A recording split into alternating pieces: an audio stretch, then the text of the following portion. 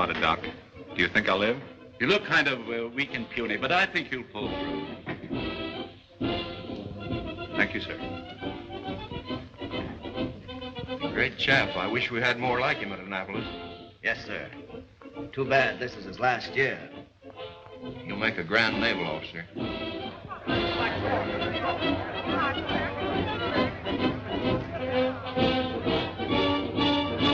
afternoon, ladies and gentlemen. We're here once more at the Polo Grounds in New York City to witness this great game between the Army and Navy.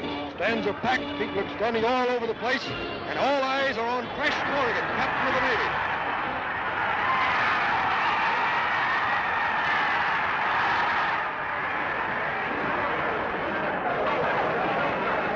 Double wing back. Smith is back. With the ball pass from center, goes to Smith. It's a reverse to Corrigan. Corrigan hits over his own right tackle. He hits the fullback, knocks him down. He's away. Wait a minute. He's boxed in. Craig and Reynolds are coming in. He hits Craig, knocks him over. Straight out Reynolds, and he's across for a touchdown. Ladies and gentlemen, that was Ray Corrigan, captain of the Navy team, playing the finest game of his career.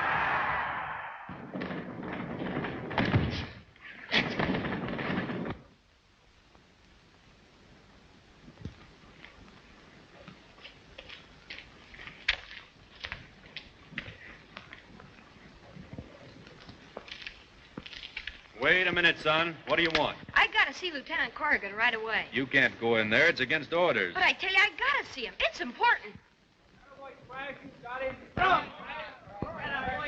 Even if I let you in, you couldn't talk to the lieutenant now. He's busy. All right.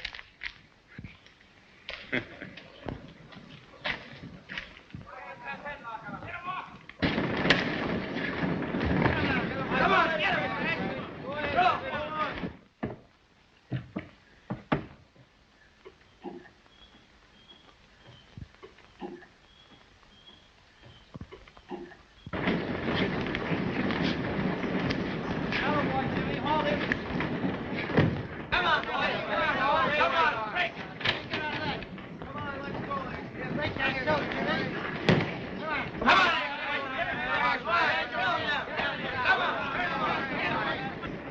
Good work, Jimmy. Don't let him throw you, son. You almost got him that time, Crash. Break that load. Come on, get him.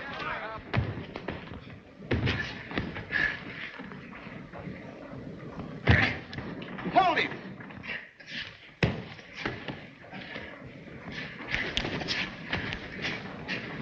Now you got him, Crash. Get in the airplane's fan. Crash! Help! Billy! Hold tight! Hold it!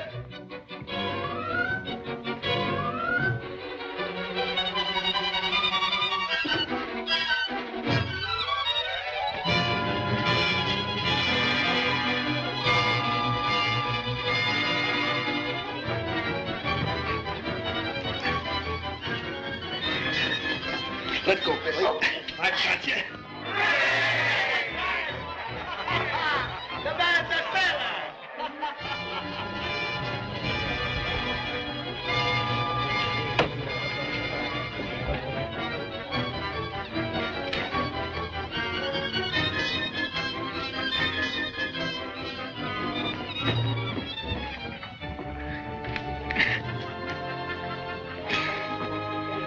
Hold tight, Billy. Okay, Crash.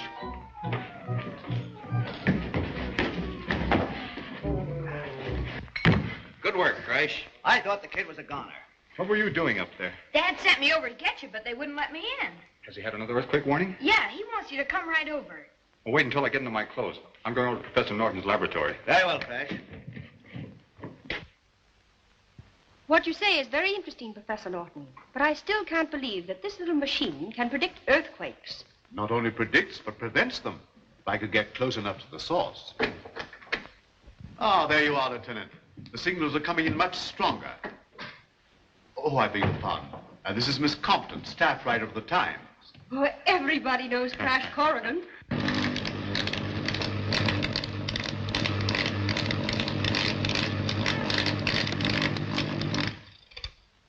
That was the signal again. They've been sending it every 5 minutes.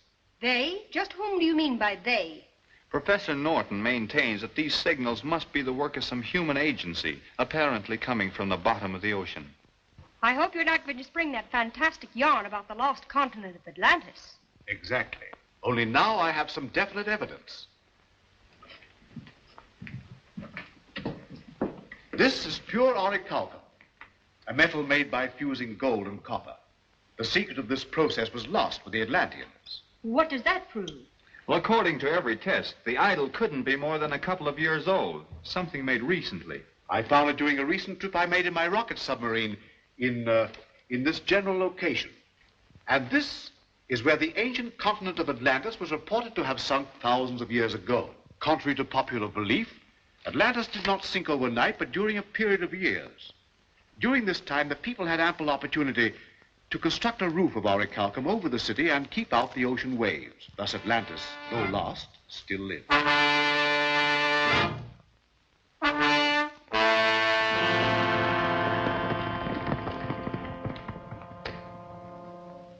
But Your Holiness, Unga Khan's men are at the gates. I beg of you to take safety in the citadel. Poseidon, god of Atlantis, has never forsaken his people in time of need. I promise you he will not do so now. There will be no peace in Atlantis until we have broken the power of this evil usurper, Unga Khan.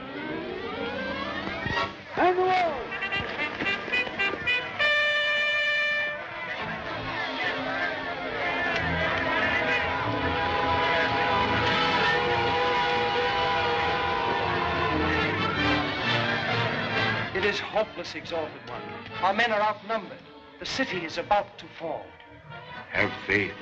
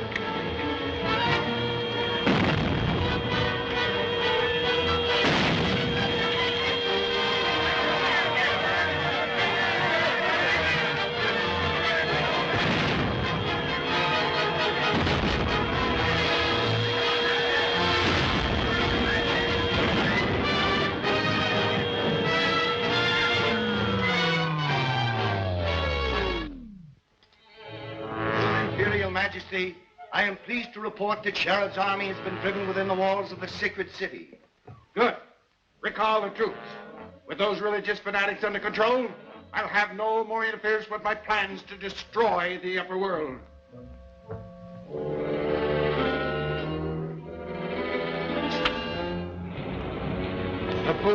When you do succeed in sending them to the bottom of the sea, Atlantis will rise once more to its former place in the sun, and you will be ruler of all things. Start the disintegrator.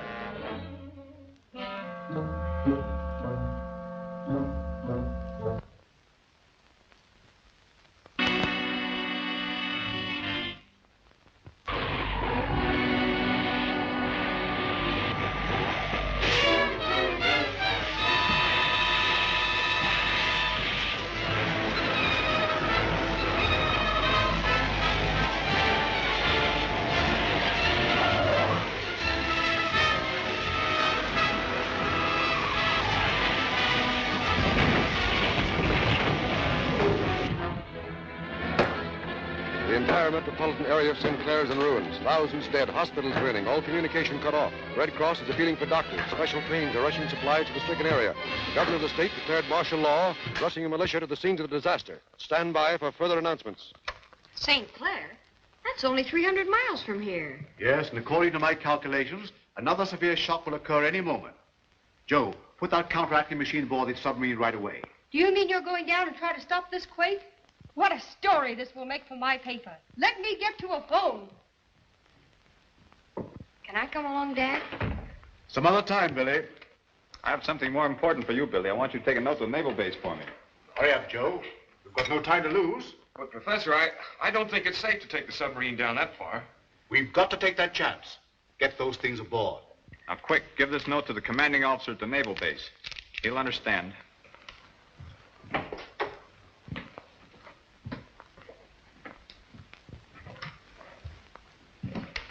Come on, Joe.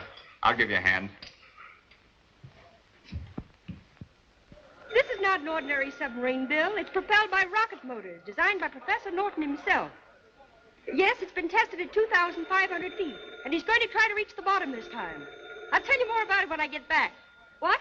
Am I going along? You bet I am. Hello. This is Professor Norton's boathouse. Brownie Deep talking. Hello. Will you shut up? Oh, no. I didn't mean you, Professor Norton. I was talking to Sinbad. Huh? Oh, yeah. Right away. Professor Norton says to get the boat ready for a long trip.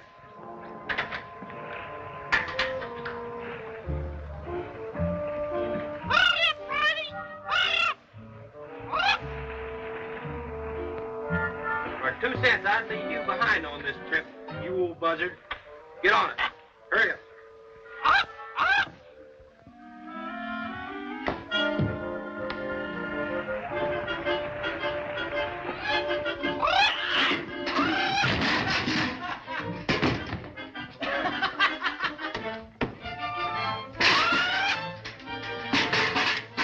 I'm gonna fry me a parrot one of these days. Just the same, the submarine wasn't built to go to the bottom. It'll crack up like an egg when it gets below 2,500 feet. Oh, nonsense, Joe. Professor Norton knows what he's doing. Go back and help the professor. I'll cast off. Hold everything. Oh, we're just leaving. Goodbye. Goodbye, nothing. I'm going too.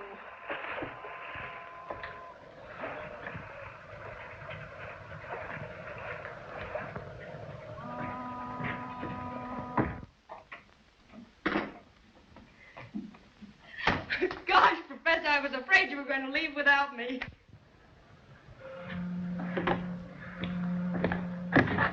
All clear above. All right. Start your motors, Joe.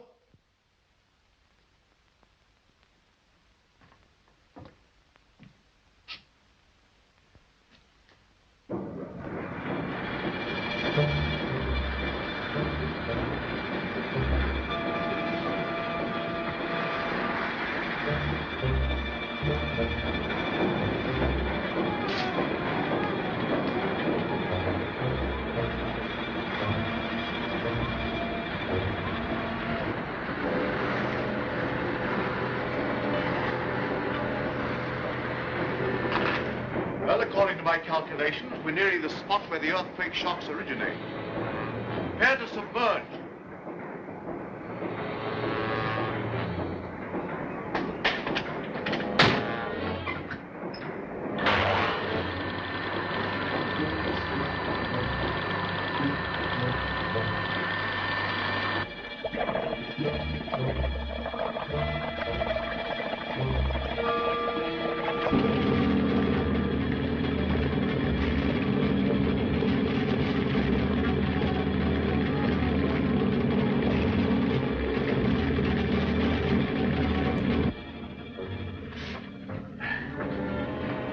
Is it all hooked up?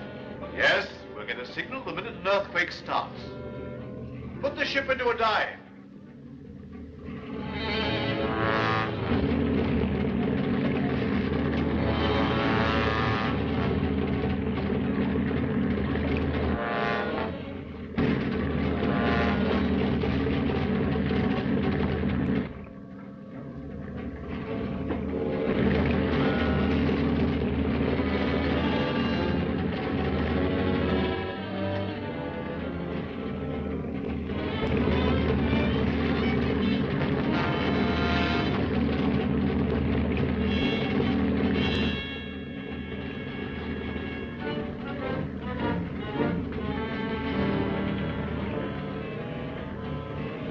2,500 feet. Good. Another 2,000 feet and I can start the counteracting ray. We'll never make it. The submarine will be crushed. Get hold of yourself, Joe. There's no danger. Why, of course not. Oh, you're all mad. If we go any deeper, the submarine will crash like the shell of an egg. Get back there and keep our nose down. We're going through with this. All right. You ask for it. I'll nose her down. I'll send her straight to the bottom. I'll send her to the bottom of the ocean. You think I won't?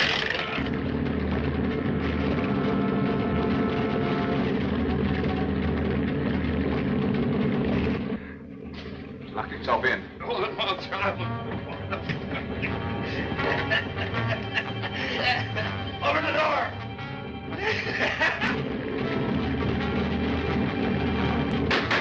Open this door, Joe.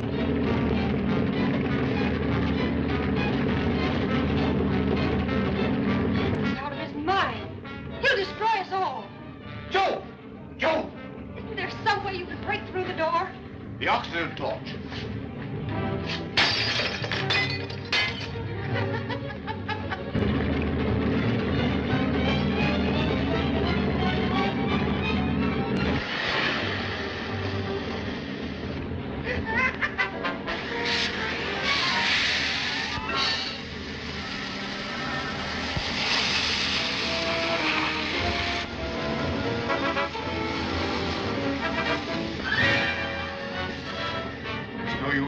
Shut off the oxygen supply.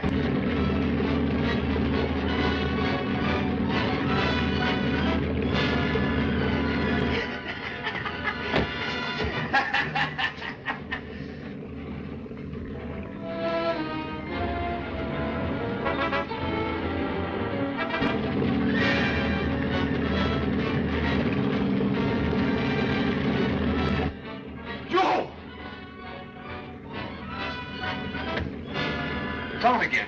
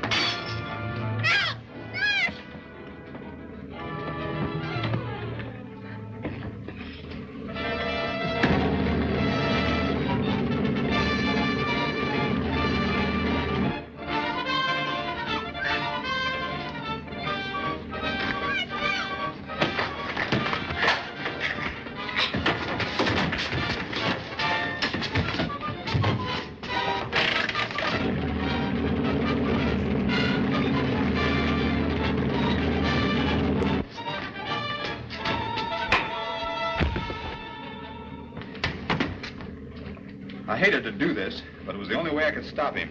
He'll be all right in a little while. We're down 7,000 feet. And we're still diving. Do you think it's safe to continue? It's the earthquake detector.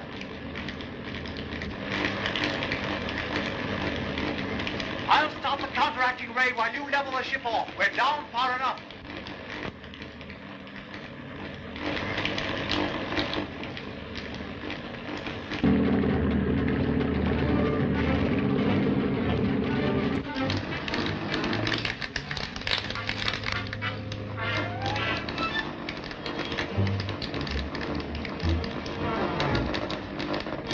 I believe I have the earthquake under control.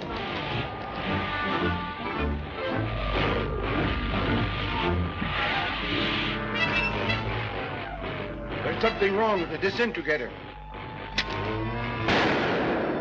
It must be outside interference, Your Majesty. We'll soon find out.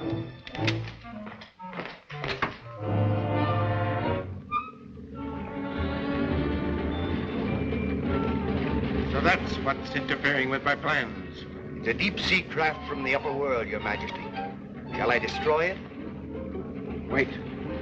I have a better plan.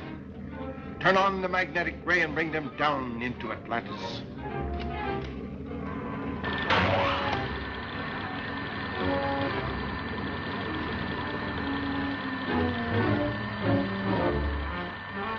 Professor Norton. What's happening? I don't know. We're on a level keel, but we're being dragged down by some mysterious force.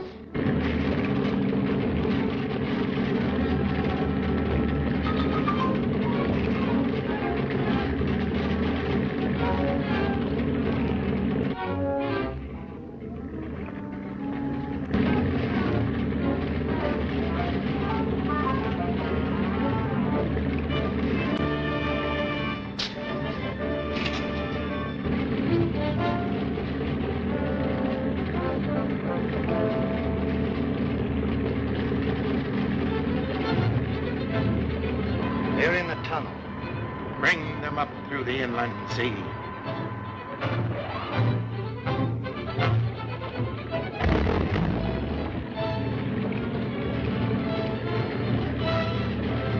We're on the surface. I can see land. Impossible. According to the depth indicator, we're still some 10,000 feet down. That's land, all right. We're moving into a small inlet.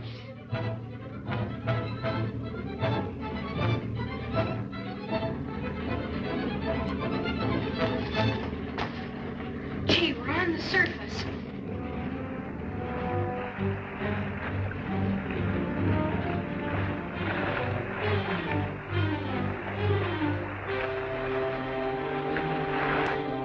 Hey, Salty, wake up. We're back home. Hey, Salty, come on, wake up.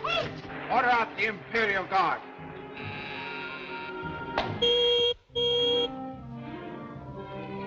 Imperial Stables. By command of His Supreme Majesty Unga Khan, a detachment of the Imperial Guard will proceed at once to the inland sea and capture the stranger from the upper world. Captain Hackers. Yes, yes. My horse, quickly. Number 1 patrol, huh? Number 1 patrol, prepare to move out. Number 2.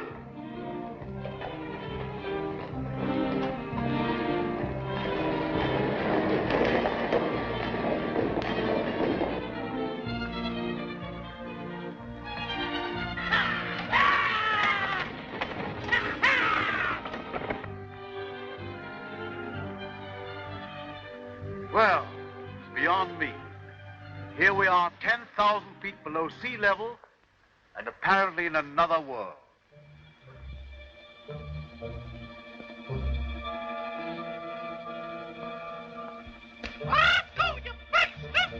You'd better submerge the submarine while we investigate this place.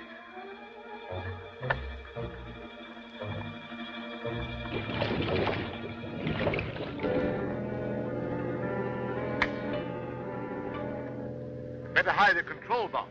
Now, there's a good place. Yes, that'll do. Do you think we'd better wait for Briny and Salty? Oh, it's not necessary.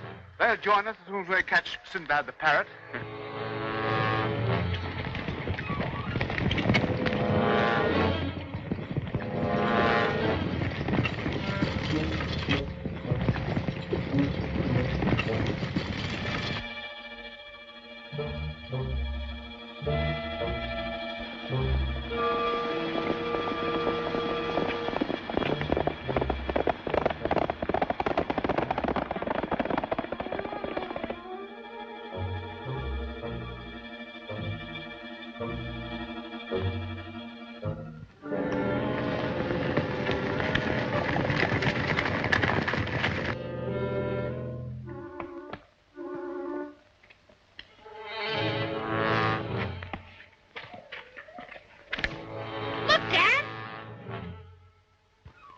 Unless my calculations are wrong, we've come across the lost continent of Atlantis. Why, I can hardly believe it.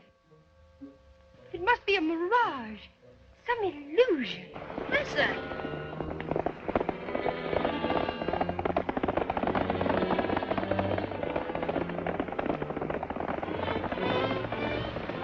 Why, that's no illusion. Those are hoofbeats. Look, soldiers.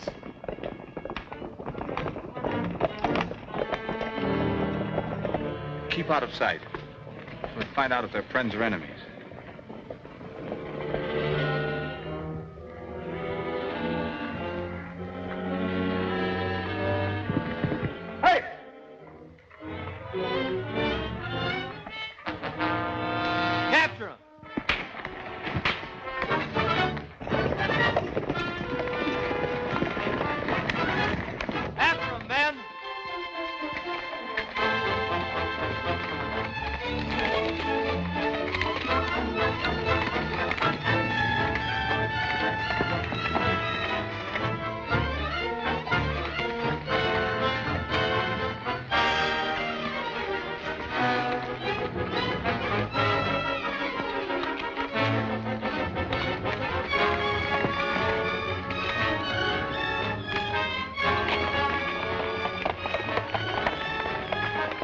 He's escaped.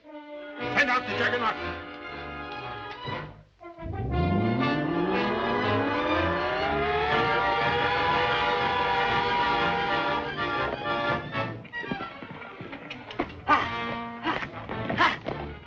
You sure fooled him that time, Crash. Let's get back to the submarine. But the soldiers, what about them? I'll tell you later. With no time to lose. Hurry, Diana.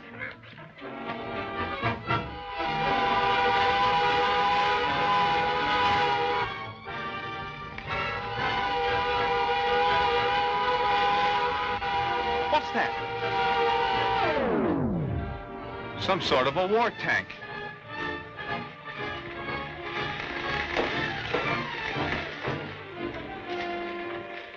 Steady, steady.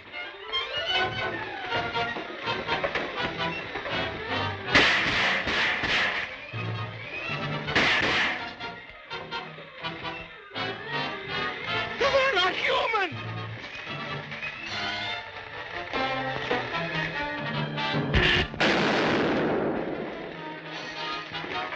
Run for that crevice.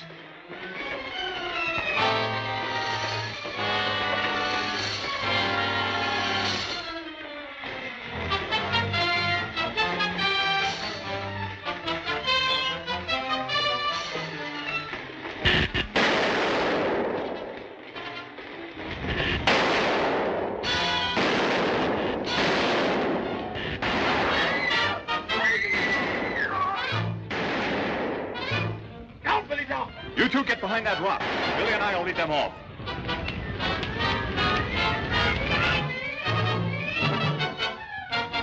Two of the strangers have escaped the Volkites and are heading for the peaks.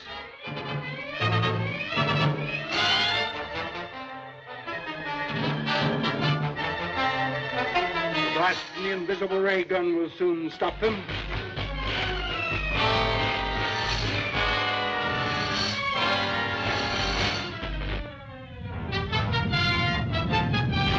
Start the disintegrator.